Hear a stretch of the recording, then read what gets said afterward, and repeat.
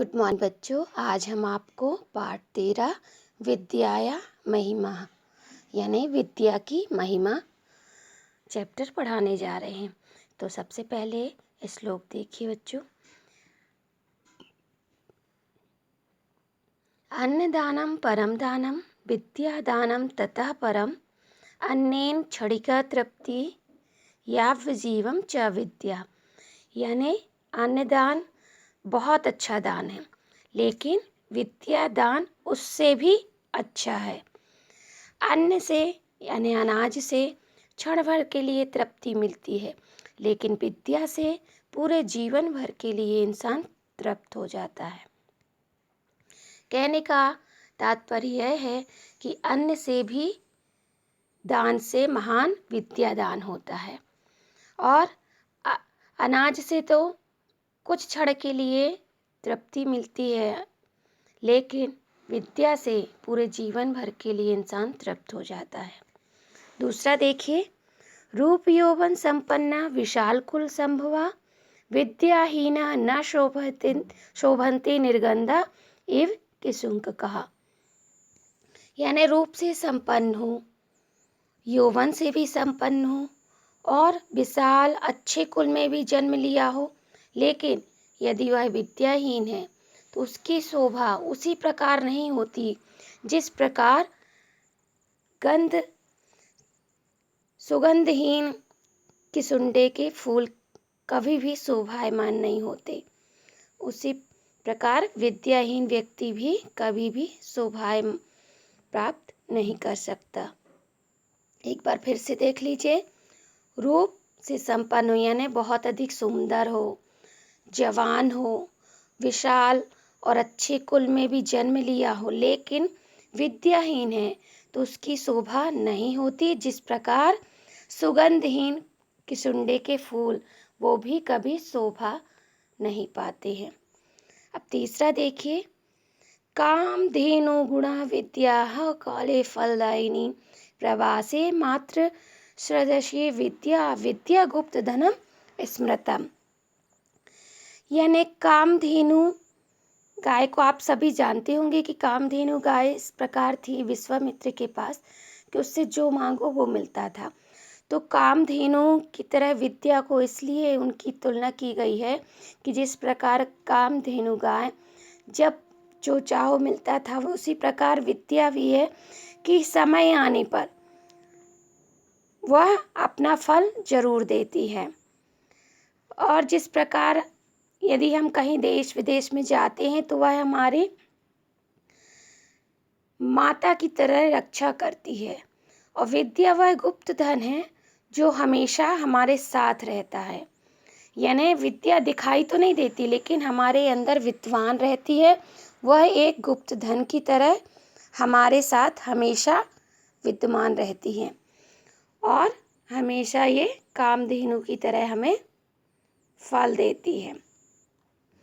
चौथा देखिए, माता शत्रु पिता बैरी येन बालो न पाठिता सभा मध्य न शोभन्ते हंस मध्य बको यथा। यानी माता शत्रु है, पिता भी बैरी है जो बच्चों को पढ़ने नहीं भेजते। यानी माता पिता दोनों वह शत्रु के समान हैं जो बच्चों को पढ़ने नहीं भेजते। मतलब जो बच्चों को पढ़ने न भेजे वो माता पिता शत्रु के समान होते हैं। सभा मध्य न शोभन्ते, यानी जो पढ़ा लिखा नहीं होता, विद्वान नहीं होता, तो उसकी सभा में कभी भी शोभा नहीं होती। ठीक उसी प्रकार के हंसों के बीच में बकुला हो। यानी कहने का मतलब ये है कि जब कोई सभा होती है विद्वानों की, तो वहाँ पर जो पढ़ा लिखा नहीं होता, विद्वान नहीं होता, तो उसकी वहाँ पर शोभा नहीं होती।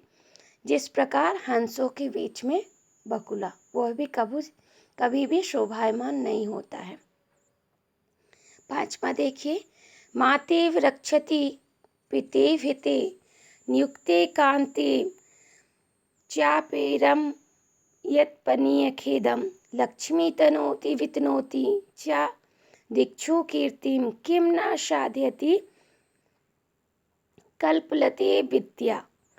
यानी माता की तरह रक्षा करती है, पिता की तरह हित करती है और पत्नी की तरह सेवा करके पति के मन को रिझाती है, लक्ष्मी प्रदान कराती है और चारों दिशाओं में कीर्ति फैलाती है।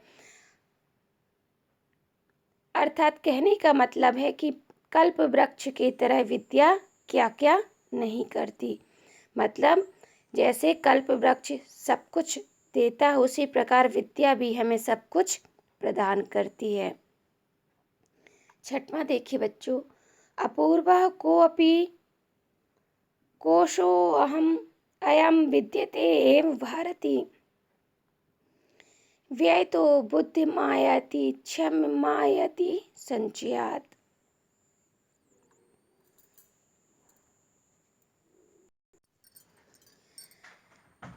हे शारदा देवी, तुम्हारा खजाना अनोखा है जो खर्च करने में बढ़ता है और एकत्र करने में नष्ट हो जाता है।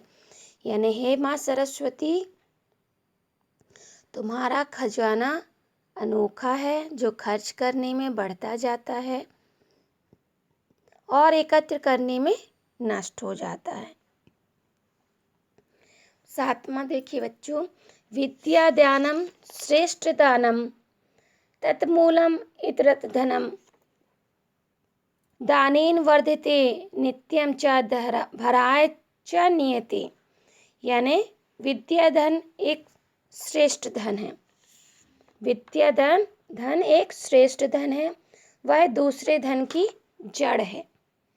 यानी दूसरा धन हमें प्रदान करने की जड़ है और यह हमेशा दान करने से नित्य ही बढ़ती रहती है, कभी भी ये दान करने से घटती नहीं है। कुमार्ग च सुमार्ग च विद्या द्वय प्रकाश्यते यत् यस्मै रोचते मार्ग तस्मिन् चलति मानवः। यानी कुमार्ग और सुमार्ग दो मार्ग बताए गए हैं, तो विद्या हमें उस मार्ग पर चलने में प्रकाश डालती है कि कौन सा मार्ग हमारे लिए सही है। यानी मानव के मार्ग को डिसाइड कौन करता है? विद्या। यदि हमारे पास विद्या है तो हम हमेशा अच्छे राह पर ही चलेंगे और हमारे पास विद्या नहीं तो हम गलत मार्ग चुन लेते हैं, क्योंकि हमारे पास ज्ञान नहीं होता है ना। तो विद्या हमें अच्छे मार्ग पर चलने पर हमेशा प्रकाश डालती है कि हमें कौन सा मार्ग हमारे लिए अच्छा है। ये हमें कौन सिखाता है? हमारी अंदर जो ज्ञान है, विद्या है। अब लास्ट देखिए 9वां, न चौर्यार्यम न राजहार्यम न भ्रातभाज्यम न च वारकारी व्ययकृते वर्धिते एव नित्यम विद्याधानम सर्वधन प्रधानम। यानी विद्या को तो न कोई चोर चुरा सकता है, ना ही राजा छीन सकता है और ना ही कोई भाई इसे बांट सकता है। और विद्या ग्रहण करने में इसमें कोई भार भी नहीं होता, कोई वजन नहीं होता है और विद्याधन खर्च करने पर बढ़ता ही है। यानी विद्याधन सभी धनों में प्रधान है, प्रमुख है। यानी कहने का मतलब ये है कि विद्या न कोई चोर चुरा सकता है, न राजा बांट सकता है, ना ही भाई कोई बंटवारा कर सकता है, ना ही राजा छीन सकता है, ना ही भाई बंटवारा कर सकता है और ना ही इसका कोई वजन होता है और यह हमेशा व्यय करने पर बढ़ती ही है। यानी कहने का तात्पर्य यह है कि विद्या धन सभी धनों में प्रमुख है, प्रधान है ना बच्चों। तो आप इन्हें अच्छे से लिखकर सारे अनुवाद मुझे सेंड करेंगे, ये आपके लिए होमवर्क है। धन्यवाद।